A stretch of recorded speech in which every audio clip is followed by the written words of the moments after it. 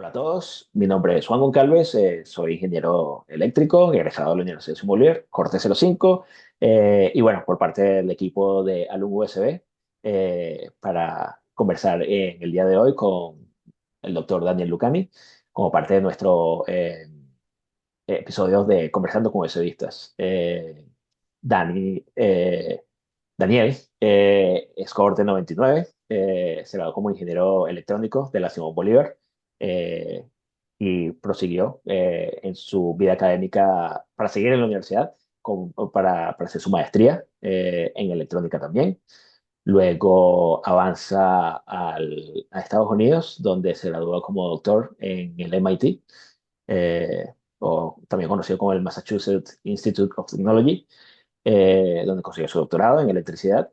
Eh, Justo al finalizar su camino académico en Estados Unidos, se muda a Europa bueno, empieza su vida académica también en la Universidad de Porto. Eh, Allí estuvo un par de años, donde luego va a Aalborg, ya en Dinamarca. Allí funda su startup, que ya no es tan startup, es ya digamos, una empresa que ya está bastante constituida, llamada Chocolate Cloud, especializada en servicios en la nube. Y luego, donde hoy está haciendo vida como encargado de departamento en la Universidad de Aarhus o de Aarhus en Dinamarca. Un placer tenerte, Daniel. Un placer, Juan. Gracias por invitarme. Fue lo que llevó a Daniel a escoger electrónica ya en los años 90 o finales de los 90. Sí, en el 99. Bueno, en ese momento era el último, creo que fue el último año donde se permitía entrar a la universidad y después escoger la carrera. Siento que eso tenía algunas opciones. ¿Sabes? Yo estaba pensando entre ingeniería química, ingeniería electrónica y tuve la ventaja de tener ese primer año para experimentar un poco más y conocer un poco más el ambiente. Me gustaba la electrónica, me gustaba todas las, sobre todo hacia el área de comunicaciones también me agradaba mucho, entonces decidí ir por ese lado. Pero si me preguntas en el día que presenté el examen, no sabía a ciencia cierta si era En ese esa área. momento, sí, en ese momento se escogía por ranking. No sé si había un ranking de varias opciones. Sí, tú tenías que dar, no recuerdo cuántas opciones dabas, si eran tres o si eran cinco, pero de acuerdo a tu índice académico en ese momento te decían, bueno, estas son tus opciones y bueno, dependiendo de si estabas más alto o más bajo y dependiendo de quiénes habían aplicado para cada carrera, quedabas adentro. Claro, Creo que había a un partir del 2000 cambiaron el sistema un poco. Sí, sí. Creo que se mantuvo. No sé si estuviste en el año en donde el primer año era donde veías bueno, donde todas las ingenierías ven como las materias básicas Ujú. y luego a partir de esas notas es que te dan la carrera. Era así, ¿no? Exactamente, así era el Ya. proceso en ese momento. Sí, luego cambió. En mi caso ya te asignaban la carrera desde el momento de la prueba de entrada, ¿no? La prueba académica, básicamente, de ingreso a la universidad. Ya ahí te seleccionaban y depende del corte de cada carrera, decidían si subías o no Ujú. a la carrera que... Perfecto. Eh, Bien, luego estuviste haciendo vida allí y en, en- en la universidad. ¿Cómo veo que te especializas mucho en el área de programación? Yo creo que yo tengo la respuesta, pero quiero que se la des. Bueno, yo imagino, sé por qué un electrónico termina en programación, pero quiero que nos des tu punto de vista. ¿Cómo un electrónico termina enfocado en la programación? De diferentes formas, pero inicialmente, de alguna forma, de la carrera de electrónica tienes, por supuesto, parte de programación, pero es generalmente más dedicada a sistemas embebidos. Pero a mí siempre me llamaba la atención la programación y a partir de allí, o sea, la lograba combinar siempre con otras actividades que estaba haciendo. Entonces, si estábamos haciendo algo hacia el área de comunicaciones o después durante el doctorado o después, era una herramienta adicional. Entonces, si teníamos ideas que eran más teóricas de alguna forma, eso nos permitía hacer el salto de algo, de un concepto que fuera puramente teórico a algo que podíamos realmente demostrar que funcionaba en la realidad. Claro, También, de punto de vista también profesional, el poder programar realmente habría muchas oportunidades también para hablar con industria o para trabajar con industria. Y eso lo hice en parte también mientras estaba en Estados Unidos. Durante los veranos generalmente uno podía escoger tener así como pasantías cortas de 3 meses en diferentes compañías. Entonces, programar ayudaba mucho a conseguir ese tipo de empleos. Entonces, ¿sabes? Uno podía contribuir todavía con algoritmos o con ideas en esas direcciones, pero implementarlos y demostrarlos siempre era algo importante. Y bueno, y más tarde, para empezar con la startup, que bueno, ya tiene 10 años, así que no sé si se puede seguir llamando una startup.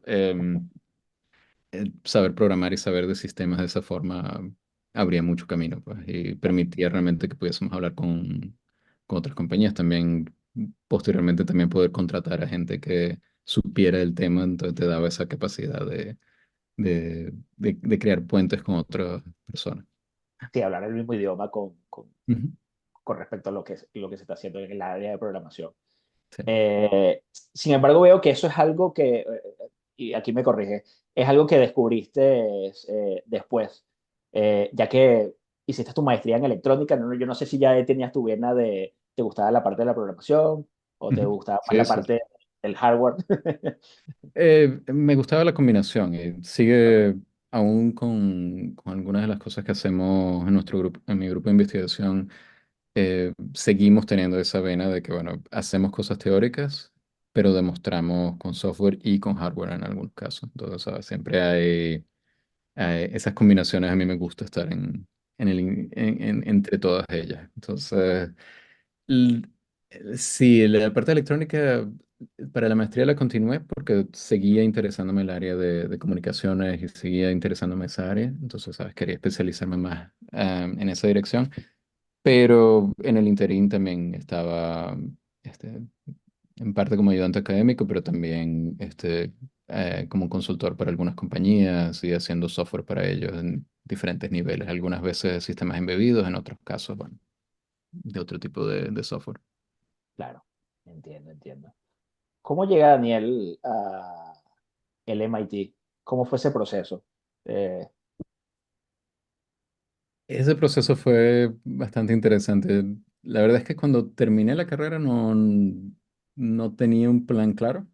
Inicialmente, o sea, estaba en el último año tratando de decidir qué hacía porque me gustaba mucho la idea de ir a trabajar en la industria, pero en algún momento decidí que quería hacer el doctorado. Al final, ¿sabes? Cuando llegué al final del pregrado y bueno, dije, bueno, voy a empezar con la maestría con la perspectiva de ya estudiar un doctorado en Estados Unidos. Y bueno, uno nunca tiene la certeza, así que fue todo un proceso, aparte de la parte ya de papeleo y de todo, pero claro, más la parte de escoger y cómo tener un plan para poder aplicar, o sea, uno tiene que seleccionar y tratar de decir, bueno, ya voy a hacer el esfuerzo de hacer estas aplicaciones. Déjame tratar de aplicar a 7 universidades diferentes, ¿sabes?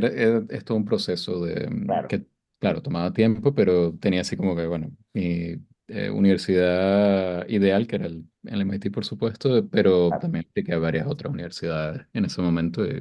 Algunas quedas, algunas no quedas.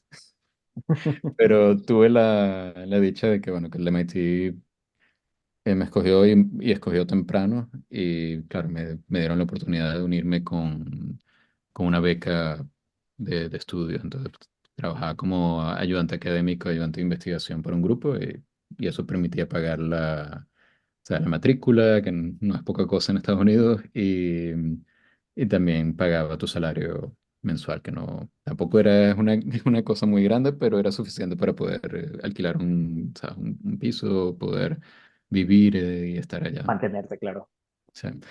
Entonces empezó así, pero claro, fue todo un proceso de un año de preparación, ¿sabes? Estudiando también para el TOEFL, para el GRE, no sé, no he mantenido contacto con, con este proceso ahorita, pero sí, tenía todo, tenías que estudiar para esos cursos, tenías que prepararte y bueno, el proceso de aplicación era complicado, tenías que describir, me acuerdo que para el MIT tenías que describir siempre todas las clases que habías visto con los libros que habías estudiado, o sea, todo un proceso interesante porque ellos están tratando de entender cómo estudiaste y qué estudiaste y cuáles eran las similitudes. Pero no, bueno, bueno, claro, o sea, fue muy afortunado poder tener también el apoyo de muchos profesores excelentes de allá de la Simón, Germán González, Diógenes Marcano, Reni Badra, Edgar Osuna, ¿sabes? Todos ellos ayudaron muchísimo y provieron unas cartas de recomendación que, ¿sabes? Que me Me ayudaron permitieron bastante. también ayudar. De hecho, después supe, muchos años después, ¿sabes? De mi tutora, que una de las cartas fue uno de los motivos por los cuales, ¿sabes? Llamó la atención. Porque ella, en ese momento, el provost, y bueno, él se volvió después el presidente de MIT, era también venezolano, entonces a ella lo conocía ya y claro, le preguntó si realmente lo que estaban diciendo en la carta era cierto. Wow. Entonces, bueno, Muy bien, muy bien. Qué bueno, ¿no? Entonces, al final, digamos, seguramente era tu opción número uno, estar en el MIT, además de las otras 9, 10 opciones o más opciones que tenías. Hizo la decisión mucho más fácil. Eh, no, lo lo hizo tenías, fácil, la verdad. lo tenías muy claro desde que terminaste tu pregrado. Tenías muy claro de que ese era el camino a seguir. Querías seguir el lado académico, querías continuar Eh, especializándote. Especializándome sí, pero la parte académica no, digámoslo así, no exclusivamente. De hecho, cuando estaba haciendo el doctorado, inicialmente mi objetivo era que quería unirme a equipos de investigación y desarrollo en Estados Unidos. Y de hecho, parte de las pasantías que comenté anteriormente durante los veranos era también uniéndome a equipos de investigación y desarrollo, tratando de conocer diferentes áreas. Y, ah, Vale, vale. eso, mi idea original era realmente, después del doctorado, unirme a una compañía. Ya. Fue cambiando un poco y después no estaba tan claro, pero también de alguna forma, o sea, empecé con la parte académica, pero también continué de alguna forma con un pie en la parte industrial. Entonces, Yo creo que es parte del crecimiento, ¿no? Y el descubrimiento también de lo que te empieza a apasionar más, lo que te empieza a gustar más, ujú. que es lo importante, ¿no? Al final. Y es parte de lo que nos queda también de estas entrevistas, es hacerle llegar también a la persona que está viendo esto cómo son los procesos, ¿no? Cómo son los procesos bueno, de todos los que estamos entrevistando con una carrera bastante brillante, cómo son esos procesos que a veces la gente cree que es algo como que tú tenías tu camino desde que tenías 5 años, tú tenías tu camino marcado y a veces creo que no es así. Lo hemos hablado con profesionales que están trabajando en la NASA o trabajaron en la NASA o que trabajaron en otros proyectos impresionantes y es un común denominador de que los procesos no necesariamente son así de lineales y bien pensados desde muy chiquitos. No, para nada, eso no. Hay cosas que tú sabes que quieres, sí, Claro, pero no necesariamente las ideas que tienes hace 5 años o 10 años son las que realmente terminas haciendo. Y no porque no fueran buenas ideas, sino que descubres otros caminos, descubres algo diferente. El tener el pie académico de alguna forma te permite tener mucha libertad de perseguir de punto de vista intelectual muchos caminos diferentes y siempre algo que es bastante común y que ocurre mucho tanto en Estados Unidos como aquí en Europa es que tú, incluso cuando tienes la parte académica, tú estás siempre en contacto directo con industria y tratando de resolver, en muchos casos, problemas industriales. Entonces no es, digámoslo así, que estás en una torre aislado de lo que está ocurriendo. Generalmente estás en contacto directo con industria y tienes ese contacto para resolver problemas que ellos en algunos casos no necesariamente es que no puedan resolverlos, pero no tienen generalmente de alguna forma el mandato de hacerlo. Ellos tienen que resolver problemas de a 3 meses, de a un año, de 2 años, y entonces cuando tienes que tener respuestas de a 5 años, 10 años, ahí la parte académica o los grupos académicos permiten tener esa flexibilidad y ese horizonte más largo para poder atacar esos problemas. Muchas Claro, veces lo claro. que pasa es que uno empieza atacando un problema, descubre diferentes cosas, y 5 años después es que llegan la parte industrial y dicen, oh, esto me interesa. Y entonces Exactamente. tenemos buenas conexiones desde ese punto de vista, ¿sabes? Y no siempre sabes tampoco qué es lo que va a resultar y qué es lo que no va a resultar. Tienes una idea, una noción, pero vas averiguándolo en el camino. Pero hablando de cosas aleatorias, sí, no es nada claro. Y como estamos en el proceso de Eurocopa y de la Copa América, realmente el motivo que terminé en Dinamarca a la final fue, yo culpo al fútbol, de hecho. Sí. Sí, yo Claro, conocí un colega, mientras estaba estudiando en MIT, conocí un colega que estaba visitando de la Universidad de Aalborg en ese momento.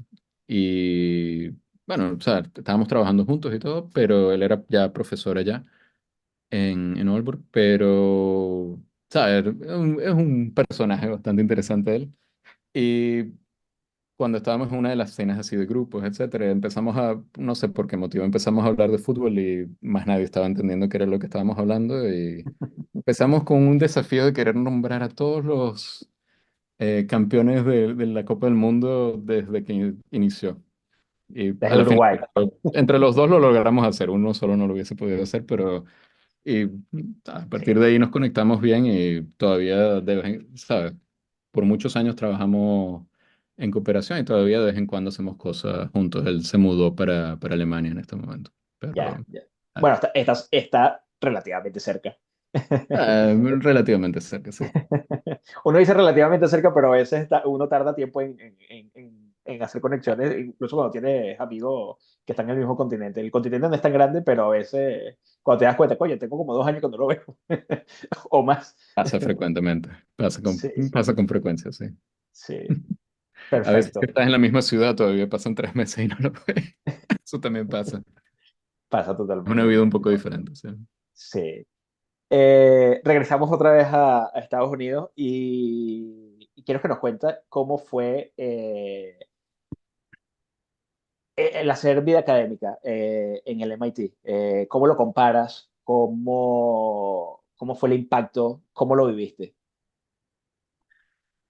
Em, Fue duro, tengo que admitir, sobre todo los primeros 6 meses fueron bastante duros. De alguna forma, claro, la Simón Bolívar es excelente, ¿sabes? Te entrena para hacer muchas cosas, ¿sabes? Te vuelve muy, am, ¿sabes? Muy robusto para cualquier tipo de desafío, pero es un tipo de actividad diferente en MIT, ¿sabes? Había que adaptarse al proceso y también, de alguna forma las personas que están allí, todas son perfiles diferentes, pero todos tienen el mismo fuego, el mismo deseo, ¿sabes? La misma motivación, lo cual te ayuda mucho, porque todo el mundo está entusiasmado, pero al mismo tiempo tú sientes esa presión de que, bueno, sabes, hay que trabajar mucho y yo diría que los primeros 2 años que estuve allá, estuve trabajando ya algo así como, aproximadamente como 100 horas a la semana de trabajo, los Wow. primeros 2 años, porque tú sentías que me estoy quedando atrás, ¿sabes? De alguna forma, y quizá no era cierto, pero tenías siempre esa percepción de que tienes que hacer más, que tienes que estar involucrado, que tienes que estar siempre en ese desarrollo. Y no es que no sea así, en Estados Unidos pasa mucho que hay ese deseo, pero poco a poco, ¿sabes? Vas tomando tu norte y te vas adaptando al tipo de actividad. Eh, hay una, por lo menos en MIT tenían este tipo de dichos internamente de que, bueno, que tener la educación de MIT era como tomar agua de un hidrante. Un poco agresivo, digamos así.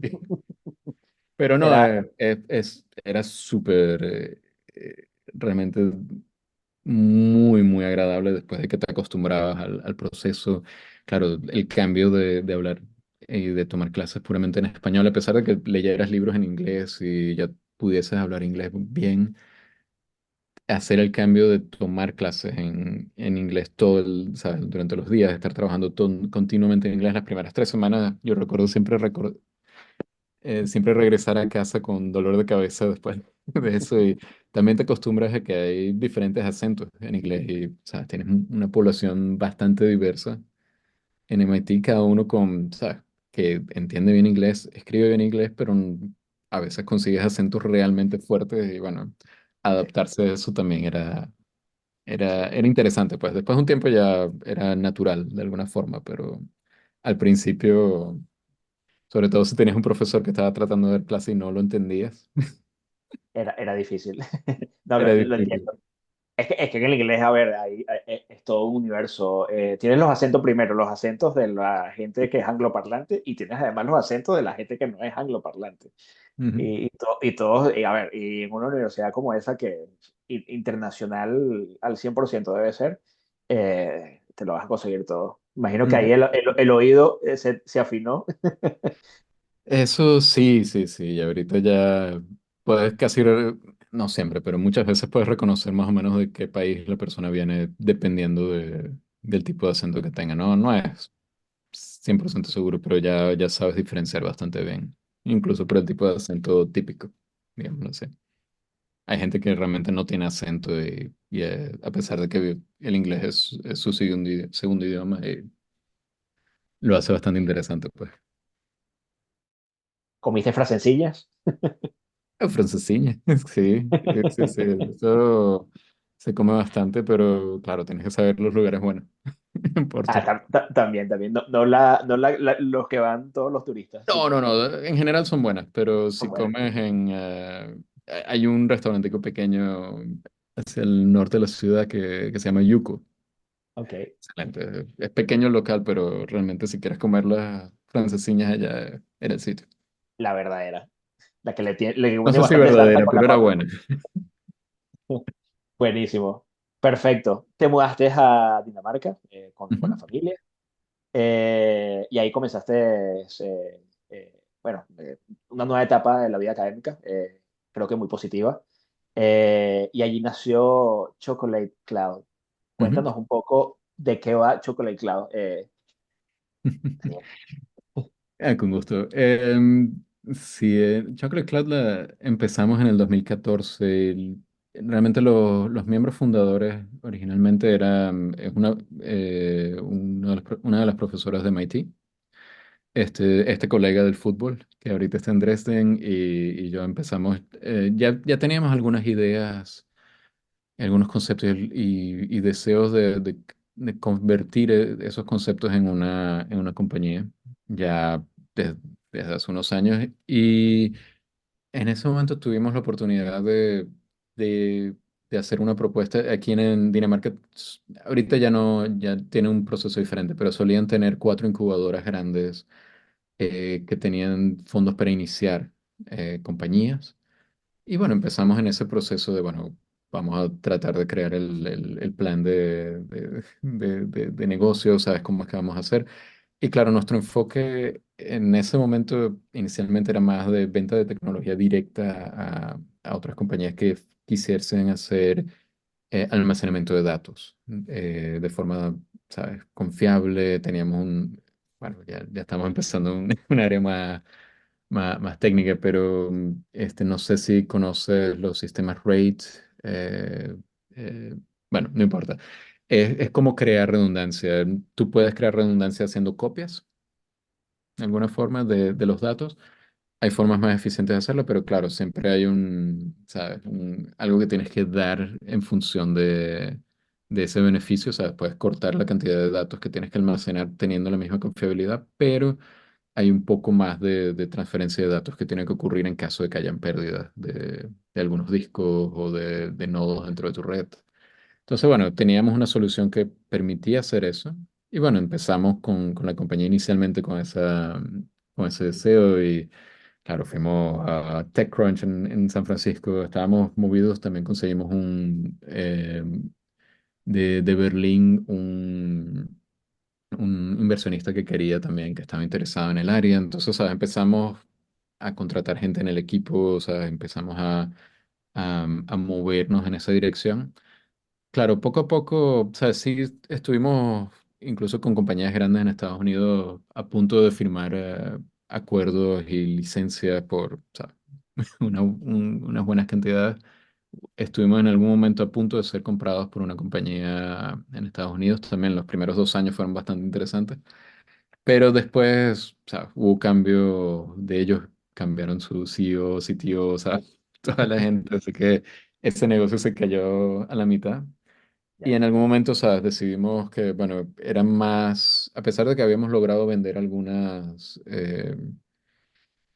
soluciones de diferentes compañías, hemos hecho algunas cosas, decidimos cambiar un poco la estrategia y crear un producto donde teníamos control completo del producto y de la venta del producto, que se volvió algo que se llama Skyflock.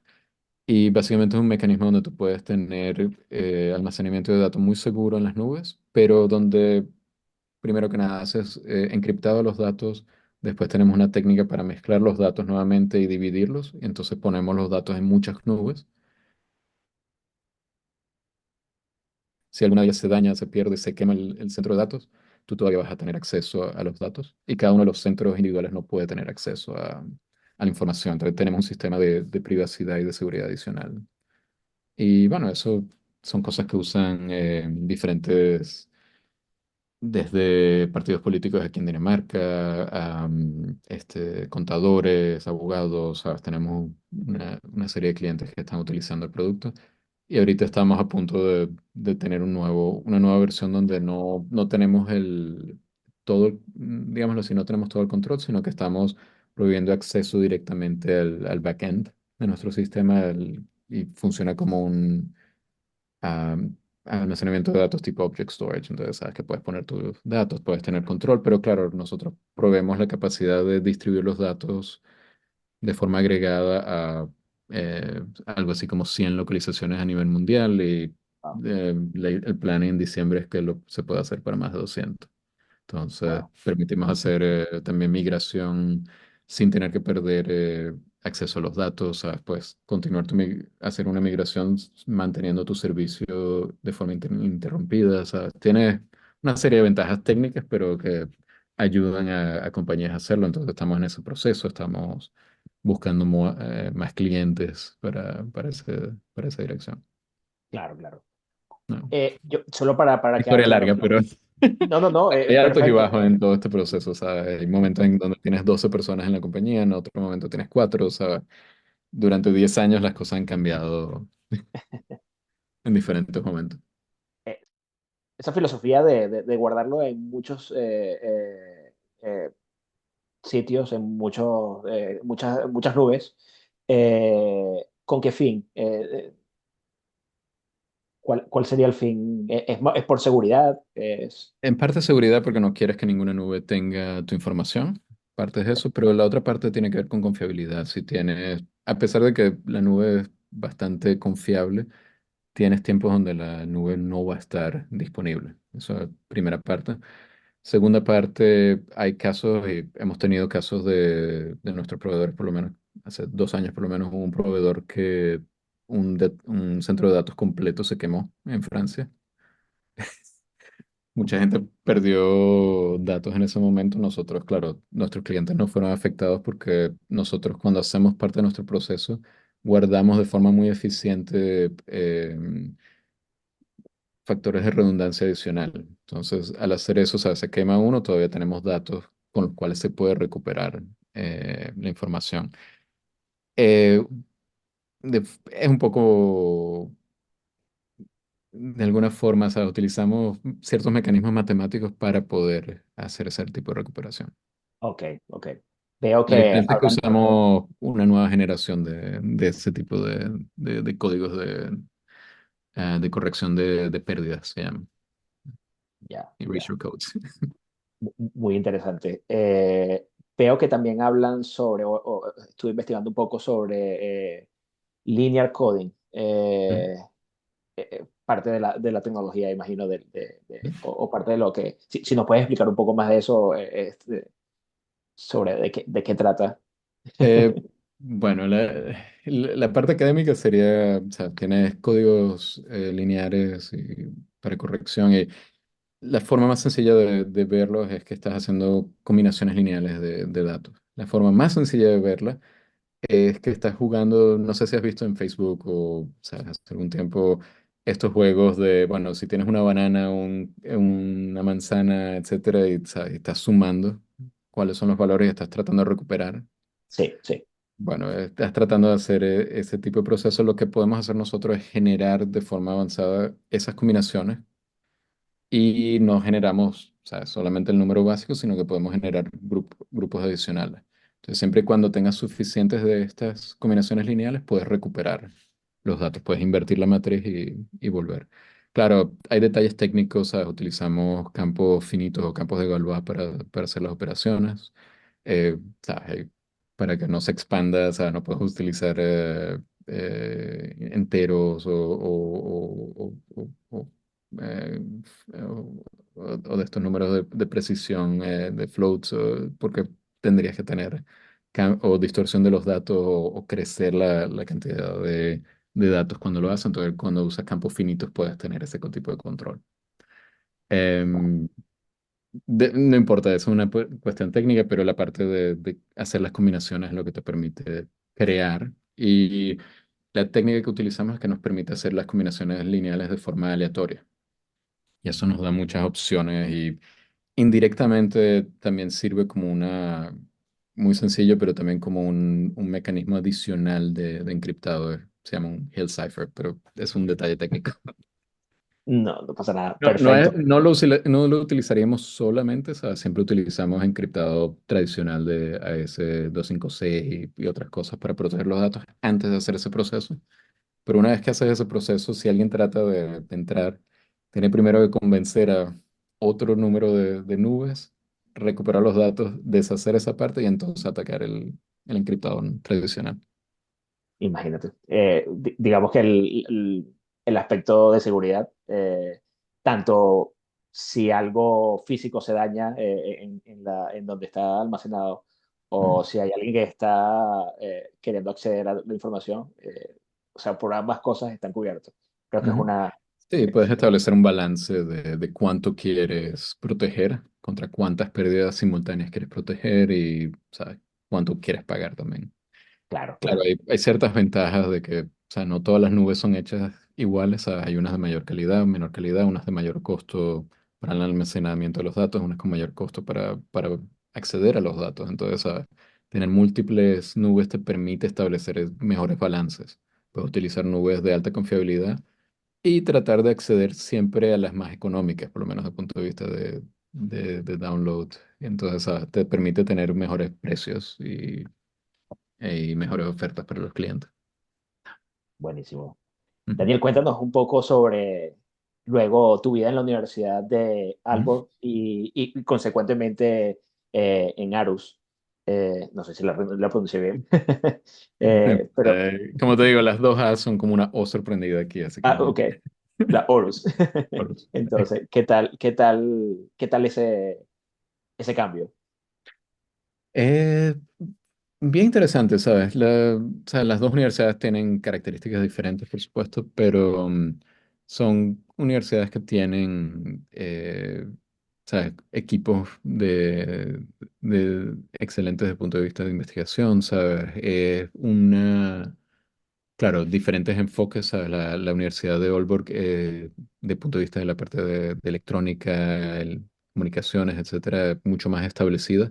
Ellos estaban, ¿sabes? Ellos tenían equipos, todavía tienen equipos muy grandes que estaban asociados inicialmente con los primeros desarrollos de tecnología móvil, ¿sabes? Cuando estaban en 1G o 2G, ¿sabes? También Claro, han estado involucrados, en ese momento tenían equipos enormes, ahorita, ¿sabes? Más de los equipos están hacia Suecia, etcétera, y tienen equipos de investigación propiamente sin, ¿sabes? Sin tener la paridad con industria. Antes Intel estaba allí, estaba toda la parte de Nokia. Nokia está ahorita todavía, pero Nokia Networks. Antes tenían la parte móvil fuertemente representada aquí en Dinamarca, entonces, ¿sabes? Había mm, de alguna forma una muy buena conexión con industria en ese momento. Ahorita todavía existe, pero los grupos son un poco más limitados, pero realmente enfocados hacia esa área. Em, mi experiencia ya fue muy, muy buena, o sea, fue excelente, o sea, estaba ya como profesor asociado en ese momento y, bueno, ya tenía o sea, mi propio equipo de trabajo, ¿sabes? Y bueno, trayendo proyectos de investigación, o sea, en Dinamarca también pasa en Estados Unidos, o sea, tú generalmente tienes que tener proyectos externos que paguen para los estudios de tus estudiantes de doctorado o de postdoctorado, entonces, ¿sabes? Tienes que estar constantemente en búsqueda ¿sabes? Primero de buenas ideas que quieras hacer y después los fondos que puedan pagar por eso. Y eso puede ser directamente fondos, por lo menos, de fundaciones del Estado, o también pueden ser fundaciones privadas aquí en Dinamarca. A veces consigues fondos, por lo menos, y eso lo hicimos un par de veces con Cisco Systems, con Cisco Research, entonces obtienes fondos para hacer trabajo en conjunto con ellos. Entonces, depende mucho de lo que quieras hacer. ¿Algún proyecto del cual te acuerdes más, el que te haya gustado más, o alguno del top que quieras? Tal vez es difícil decirlo, pero algo, Es alguno que... difícil, porque tienes muchos proyectos que son interesantes y cada uno, o sea, tiene algo que era bien interesante. Claro, hay uno que tiene un significado especial para mí porque es un proyecto que es un tipo de proyecto que dan aquí en Dinamarca a, digámoslo así, como a los investigadores de élite de ese año, ¿sabes? Tienes que se llama el Sapere Aude, ¿sabes? Te dan algo así como, ¿sabes? En ese momento eran 6 millones de coronas, eso es como casi $1 millón. Ok, Es equivalente en Estados Unidos sería como el Career Award que le dan a las personas que están, o sea, que son profesores, pero todavía están en su etapa inicial de investigación. Entonces, ¿sabes? Es muy particular, ¿sabes? Y muy especial, ¿sabes? Porque me permitió iniciar mi grupo de investigación cuando pasé de Aalborg a Aarhus. Entonces, ¿sabes? Me ok, dio esa ok. oportunidad de crecer el grupo, contratar buena gente, ¿sabes? Fue muy especial y me permitió abrir una nueva área que estaba interesado, entonces, Qué bueno. de perseguir. Entonces, esa era mucho más, era una apuesta a más largo tiempo. Y entonces, ¿sabes? Ese era el tipo de apoyo que necesitaba en ese momento. Ahorita es mucho más sencillo porque, claro, ya desde el 2017 empezamos a trabajar en esa área. Y claro, ahora es mucho más fácil hacer proyectos con industria, con otros, porque ya tienes los resultados que dicen, bueno, vale la pena Claro, empezar este tipo de trabajo. claro, claro. Ya digamos, hiciste conocer a tu equipo, hiciste conocer bueno, el éxito de los proyectos y ya... Y te abre puertas para otros, por claro, supuesto. muy Claro, bien, muy bien. también hay muchos proyectos, o sea, desde el punto de vista europeo que tenemos, porque aquí hay diferentes tipos de financiamiento. Tienes los financiamientos, como dije, nacionales, de las fundaciones nacionales, y hay diferentes tipos allí. Algunas que son más para, o sea, lo que llaman Blue Sky, esa research, Sí, que no tiene realmente límite, que es como este separado. Después tienes la parte más de cooperación con industria, después tienes unos que son más de demostración, tienes diferentes tipos, y después tienes las fundaciones privadas que cada una tiene su versión diferente. Tienes a Novo Nordisk, tienes o sea, diferentes tipos de enfoque. Y después también tienes los proyectos europeos. Entonces, los europeos generalmente son de diferentes tipos, pero también tienes los de excelencia, ¿sabes? Y por otro lado tienes los que son de cooperación también. Entonces, hay muchos allí varios proyectos que hemos tenido allí que son o de un tipo o del otro, pero que nos permite realmente desarrollar ideas básicas en cooperación generalmente con otros y otras que son más en cooperación con industria directamente. Entonces, buenísimo. eso también les tengo mucho cariño, digamos así, pero son, requieren más trabajo que los nacionales. Los nacionales requieren trabajo, pero no tienen los mismos requisitos de reporte de resultados cada 3 meses que tienen los europeos. Ahí, tú Sí, sabes, claro. tienes el grupo europeo queriendo chequear que los dineros están usados correctamente. Digamos, has tenido la dicha de vivirla en Europa y en varias partes. tuviste la experiencia en el MIT y la experiencia en Venezuela. Ujú. Eh, ¿En qué destaca cada una de ellas? En cada una de ellas en sus diferentes continentes o diferentes locaciones geográficas. O sea, ¿qué tomarías y cuál destaca o qué punto destaca cada una? Mm. Depende del área, pero déjame ponerlo así. De punto de vista de entrenamiento, por lo menos de educación y de entrenamiento de los estudiantes, etcétera, yo diría que en Venezuela, en Simón Bolívar por lo menos, y en Estados Unidos en general, pero claro, en Haití particularmente, hay de formas diferentes, pero hay un enfoque donde realmente se entrena muy bien a los estudiantes, sobre todo a nivel de, o sea, de su primer curso, o sea, de su ingeniería o de su diploma inicialmente. Eso es algo que, sabes, que tú ves que, o sea, en la Simón generalmente sí hay, o sea, sí hay ayuda académica, pero tú ves que hay esa formación de, bueno, tienes que aprender y que tienes que esforzarte y realmente tener tienes que realmente trabajar fuerte para conseguir las cosas, no puedes soltar o relajarte demasiado durante los trimestres y tienes que seguir trabajando y aprendiendo sobre la marcha. Entonces, ese tipo de entrenamiento de darte muchas herramientas técnicas, pero además darte ese tipo de manejo del tiempo y manejo de la presión es muy particular y muy único bueno, Simón Bolívar en general, pero lo ves mucho en universidades buenas en Venezuela, pero también en Latinoamérica en general.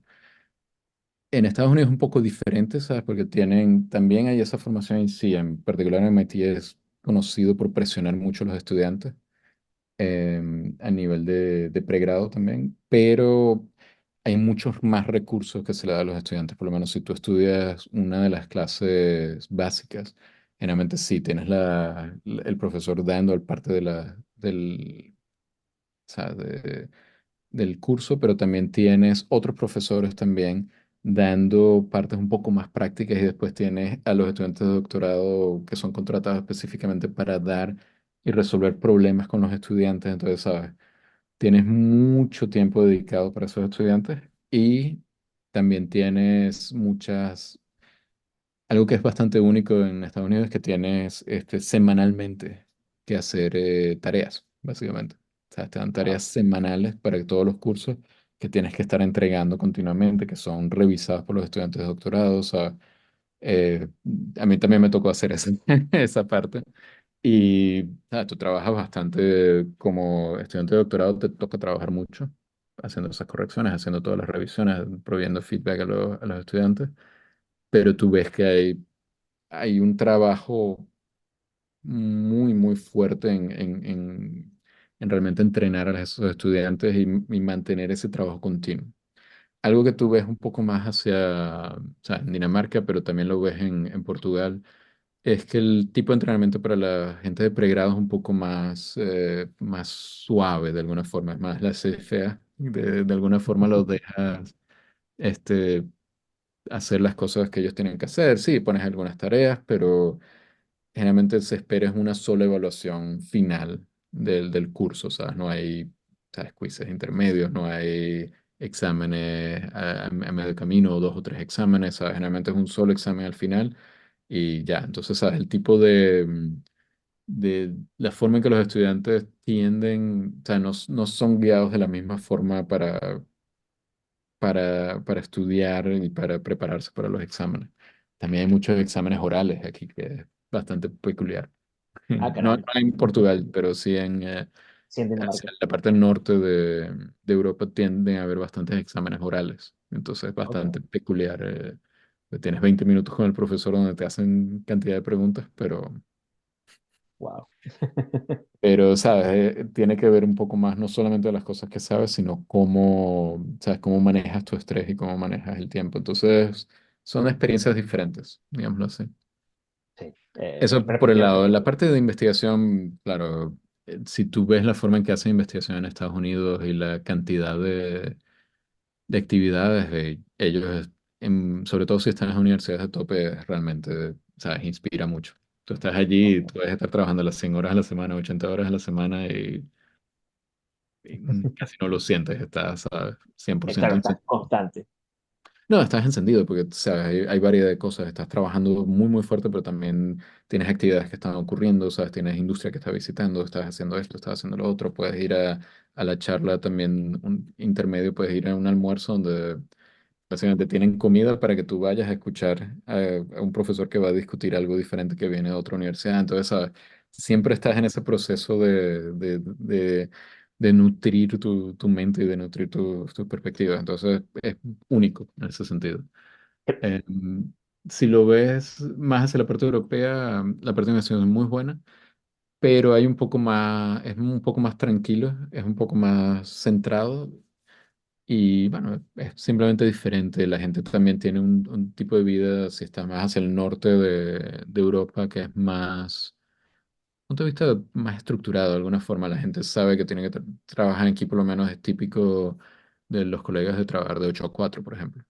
Y, o sea, si no tienes niños, no importa, tú puedes seguir haciendo lo que quieras, pero una vez que tienes niños, ya tienes que irlos a buscar a las 4 y los Y se tienes que... acaba. Entonces, Sí, ¿sabes? Tienes más limitaciones y son sociedades bastante diferentes, ¿sabes? Aquí no hay, sobre todo si no tienes familia y aunque tengas familia, ¿sabes? Son sociedades un poco más individuales de alguna forma, entonces, individualistas, entonces es sí, diferente. sí. Eh, si no tienes así, ¿sabes? Los abuelos o la, ayudando todo el tiempo ni nada de ese tipo, o sea, estás por tu cuenta, pues. Sí, hay familias, a ver, familias que están creando su familia desde ellos mismos. No hay esa ayuda como se veía en Venezuela, tal vez. Sí, no, no, Tal no, vez, quizá no siempre, pero había, o sea, si tenés los abuelos relativamente cerca, siempre había un interés, pues, de ayudar o de estar presente. sí, sí, claro. Muy Entonces, bien. Eh, pero no, es pero que, son diferentes cosas, pues, en cada uno, si tú ves en Estados Unidos hay mucha motivación para crear empresas también, ¿sabes? Hacer startups, eso era, ¿sabes? Bastante típico. Aquí lo hay, pero es un poco más tranquilo, de alguna forma, y claro, si ves el tipo de financiamiento que consigues para startups y ese tipo de cosas, no es el mismo tipo, o sea, es un orden de magnitud diferente. En Estados Unidos, fácilmente o relativamente fácil, eh, dependiendo del momento histórico, o sea, tú puedes recibir fondos para el primer año, $600,000, una cosa así, para iniciar una empresa de inversionistas y cuando ya estás al round, o sea, el round A, el round B, ¿sabes? Si empiezas en esa dirección, puedes fácilmente conseguir financiamiento en esa dirección. Aquí en Europa y sobre todo, o sea, es más, son más comedidos de alguna forma, son más, o sea, aversos a tener riesgos. Entonces, o sea, tú empiezas y empiezan con poquitico y, o sea, tienes que tener una perspectiva diferente de cómo crear la empresa en ese momento. Tienes que hacerla mucho más, ¿sabes? Tienes que estar mucho más enfocado, no vas a tener un presupuesto para, ¿sabes? Para botar $1 millón haciendo claro, marketing, por claro. ejemplo, no, no vas a tener ese tipo de capacidades. Más comedido, pero más relajado también. Relativamente. El asunto es que hay mucha dificultad, ¿sabes? Del seed funding, o sea, del fondo inicial a saltar a las siguientes rondas es bastante más difícil la distancia. Básicamente, recuerdo mucho de los fondos diciendo, bueno, no, si tienes ya cierta cantidad de ingresos, ¿sabes? 20,000 euros al mes y tienes esto y lo otro, y realmente tengo en ese momento 20,000 euros al mes, ya no necesito ese millón de euros que me quieres dar o ese millón y medio. Entonces, ¿sabes? Tienes ese tipo de circunstancias que son un poco diferentes. En Estados Unidos estaban, por lo menos hasta hace poco, siempre muy dispuestos a correr cierta cantidad de riesgos. Y, o sea, no todos pagaban, pero había suficiente capital para hacer eso. Ya, ya. Ya. Nada malo, no es nada malo. Yo siento que a veces, o sea, si ves a Silicon Valley, a veces se va muy de bruces con ideas así que claramente no tienen sentido y el dinero no se está usando de la forma más efectiva. Pero cuando se trata de buenas ideas, ¿sabes? Y poder ir en esa dirección de una inversión alta, ¿sabes? Paga. De alguna forma, y claro, si tienes que hacer un proceso más retardado, más más lento, más, ¿sabes? Más de ir construyendo poco a poco, puedes perderte de otras oportunidades. Claro, claro. Sí, habla mucho de la idiosincrasia al final, ¿no? De cada uno de los... Es como es, ¿sabes? Y es también, desde el punto de vista cultural, es muy, muy típico ser más, ¿sabes? No correr riesgos tan fuertes en este tipo de sociedades, pero Sí, ah, es lo que sí. es. Muy bien. Regresamos a la Simón Bolívar para que nos cuentes un poco cómo fue esa etapa de estudiar en la Simón para Daniel. ¿Cómo la recuerdas? Ujú. No, yo tengo de los mejores recuerdos que tengo realmente, ¿sabes? Me encantó Estados Unidos, me encanta mi trabajo aquí, pero, o sea, todavía la Simón tiene eh, sí, un espacio muy especial o sea, en mi mente, en mis recuerdos, en mi corazón también. Realmente recuerdo siempre con recuerdo muy bien siempre todas las actividades que había. Y no era nada más la parte técnica, ¿sabes? Sí tenía entrenamientos técnicos, sí estaban las clases, sí estaban los laboratorios donde no solamente, ¿sabes? Aprendías cosas nuevas, sino que también ponías en práctica todas las cosas que habías aprendido, ¿sabes? Realmente muy, muy, ¿sabes? Te llenaba mucho, te daba muchas herramientas diferentes, entonces era bien agradable. Pero también la parte personal, ¿sabes? La gente, ¿sabes? Quería estudiar juntos, querían aprender cosas, ¿sabes? Siempre recuerdo, ¿sabes? Interactuando con diferente gente en ese momento, ¿sabes? Y siempre, siempre era muy agradable, ¿sabes? Y tengo muy buenas memorias también de mi proyecto, por lo menos de pregrado, ¿sabes? Que era con el GBBA, con el grupo de bioingeniería eh, y sabes que estábamos haciendo un electrocardiógrafo en ese momento que era inalámbrico, que hacía, sabes que podías almacenar datos y, sabes, era bien, bien interesante. Lo estábamos haciendo de cero, sabes, habían diferentes grupos trabajando internamente en ese proyecto, sabes, sabes, daba llenaba mucho poder trabajar en ese tipo de proyectos que no eran 2 días, sino que estabas trabajando realmente por un año enfocado en esas direcciones. Entonces, ¿sabes? Lo recuerdo muy bien. También recuerdo muy bien, y eso es algo que no veo tanto definitivamente no tanto aquí en Europa, y un poco menos, un poco en Estados Unidos, pero no tanto, que es esa formación un poco más Integral. holística, una forma, ¿sabes? Que podías escoger electivas que eran de punto de vista social, ¿sabes? Que podías tomar electivas que eran por lo menos de literatura, de filosofía, y eso siempre lo recuerdo con mucha, de forma muy especial. Yo tomé muchas de ellas en literatura ¿sabes? Con el profesor Cristian Álvarez, ¿sabes? Que no sé si lo conoces, pero él una de Me las suena.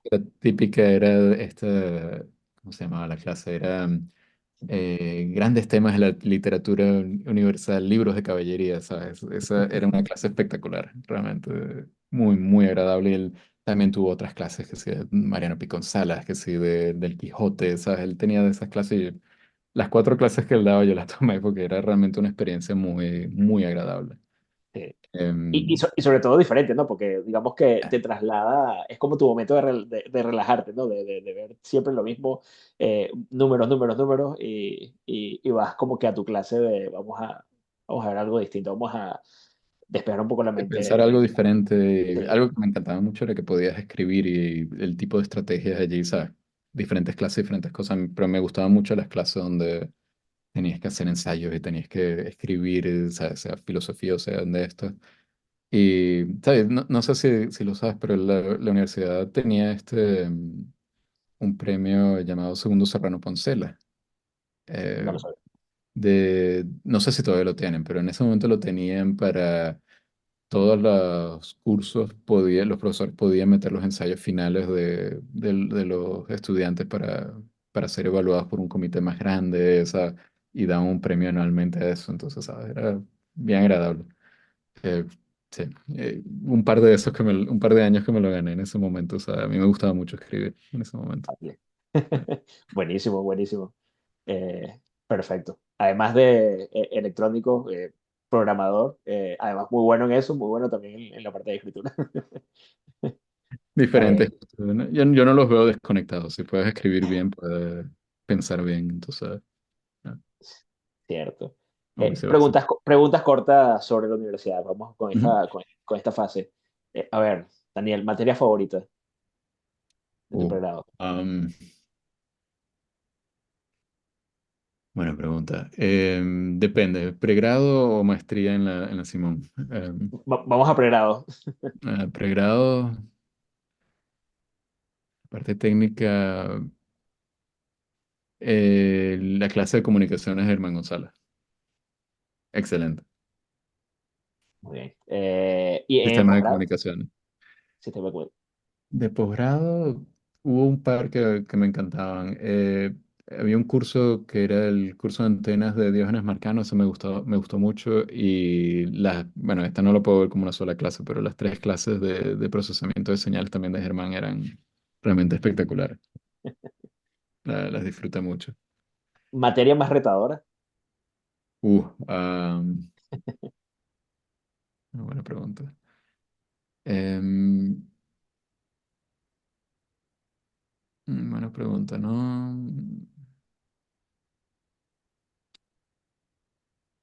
Realmente que rotadora, el electromagnetismo eran bastante interesantes. Eh, Creo que con los eléctricos se comparte una, pero creo que ustedes ven una de electromagnetismo adicional. No, no estoy claro. sí, veíamos electromagnetismo, pero después veíamos guía de ondas y ese tipo que eran más para, o sea, si aprendes de eso, aprendes la parte de comunicación De por lo comunicaciones, menos si claro. quieres hacer microondas, transmisores de microondas, etcétera. Las guías de ondas permitían entender cómo tenías que diseñar ese sistema y cómo pensar en esos sistemas. Entonces, era bien, Ahí bien está. interesante. Ahí está. ¿Lugar favorito? Bueno, Simón, el cromo vegetal, pero sí. Muy Sin bien. ¿Estuviste? ¿Caminaste el cromo vegetal? ¿Llegaste a...? Sí. Bueno, no, vi una foto de cómo está ahorita y claro, Sí, sí, antes bueno. estaba muy bonito, Sí, no, bueno, sí, pero ahorita sí, es más complicado mantenerlo, bueno, sobre todo por el problema de financiamiento, pero bueno, sí, sí, sí hay un esfuerzo, hay un grupo que trata de hacer el trabajo, pero claro, no, digamos, no está en la misma calidad no, claro, que pero eh, en ese momento estaba muy, muy bien mantenido. Recuerdo también que se hacían diferentes actividades. Hubo un momento en que estaban defendiendo una tesis no recuerdo si era pregrado o maestría de urbanismo, creo que era, o era arquitectura, no recuerdo bien, pero estaban creando ambientes dentro del cromo vegetal con luces. Era todo un wow, estudio de luz y de foco de las personas y cómo crear ambientes. ¿Sabes? Recuerdo muchas cosas muy, muy interesantes en el cromo vegetal en esa época. Siempre había cierto uso que no era exclusivamente para verse bonito, sino ya. también para darle, ¿sabes?, otro cariz a la universidad. Algo que Eh, extrañes de la universidad. oh, eh, oh, Extraño a la gente, extraño ese sentir de, no sé, tú sentías que estabas en un sitio idílico de alguna forma, o sea, sentías que estabas en un pequeño oasis en la mitad de una ciudad. Sí, tal Y cual. claro, aparte de todas las cosas interesantes, pero esa sensación, ¿sabes?, de que podías ser libre y pensar y trabajar y hacer las cosas que tenías que hacer, para mí eso era un sentimiento muy especial. Gran parte de los que nos ven y nos escuchan también estudian en la universidad o son estudiantes actualmente de la universidad que están a mitad de carrera o pueden estar a punto de graduarse o tal vez ya se graduaron, recién graduados. Incluso, bueno, tal vez no recién graduados, pero están digamos, ya comenzando su vida profesional. Ujú. ¿Qué es el consejo que Daniel le daría a estas personas? Disfruten el proceso de estudio, sí es fuerte, pero disfrútenlo, aprendan bastante, ¿sabes? Y ¿sabes? Traten siempre de entender lo que están estudiando, o sea, lo que están tratando de aprender, no, o sea, traten de ir a fondo en esas cosas y si no, no todos los días es color de rosa, pero esos momentos más duros que tienes durante la universidad son realmente los que recuerdas después con más cariño de alguna forma. Entonces, eh, si se están sintiendo desafiados, eso es bueno. Ahí es donde uno crece. Allí es donde está sí, el jugo de la cosa, ¿no? Muy Claro. bien. Daniel, no te quito más tiempo. Muchas gracias por el día de hoy. Placer, Gracias por Juan, tu un placer. tiempo. Gracias por conceder esta entrevista con nosotros. Gracias por también dejar muy alto el nombre de la universidad. Ya como egresado eres embajador por donde vayas. Y indirectamente también, bueno, eres parte de dejar el nombre en alto tanto de la universidad como también de nuestro país en cada momento, en cada lugar donde te estás moviendo y te estás destacando.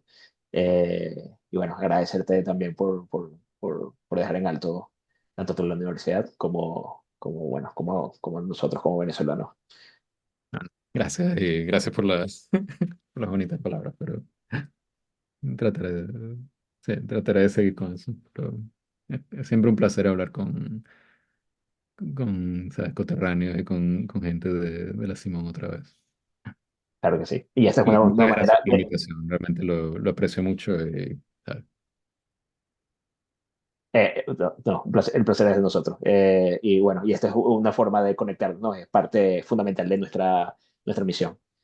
Y bueno, ya saben, pueden escucharnos a través de Spotify o también vernos. Va a estar esto publicado en YouTube. Y bueno, nos seguimos conectando. Tal vez en una próxima ocasión podemos hablar más con Daniel bueno, de las cosas buenas que ha traído Chocolate Cloud eh, y de las nuevas experiencias que estás viviendo desde el área académica. Ah, con mucho gusto, cuando quieran. ¿Sabías que el 80% de nuestros ingresos provienen de donaciones recurrentes? Únete ya a las más de 200 personas que, mes a mes, aportan su granito de arena para que nuestros profesores, alumnos, biblioteca, laboratorios y el espacio físico mantengan esa calidad que caracteriza nuestra universidad. Dona